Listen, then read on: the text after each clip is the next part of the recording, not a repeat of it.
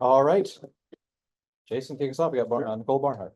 Cool, thank you for speaking with us. I guess, first of all, just maybe a general take on the game that kind of seemed to all of a sudden open up in the second half in a way that maybe wasn't according to plan, it seemed like.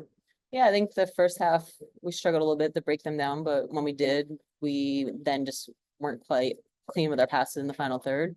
And then the second half definitely opened up a lot. Chances created by both teams got exciting. And, obviously we would have liked to score more goals and not given up as many, but I think we fought to the end, which is really exciting.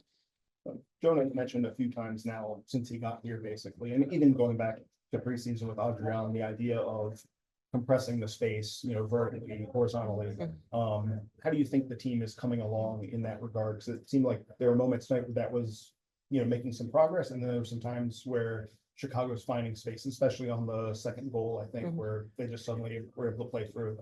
Yeah, I think we knew it was going to be a bit of a process when we started the season. A lot of new faces, new styles of play, and just new beliefs. So it was just getting everybody to buy in and trust in the process. And I think we've seen a lot of growth as the season's gone on. Obviously, this is a little bit of break where we're missing a lot of normal players. So it's a good opportunity for people to don't necessarily get a lot of minutes to get some minutes and try to fill in and figure out that philosophy and style of play as well. What'd you see on that third goal? I think a lot of tired bodies.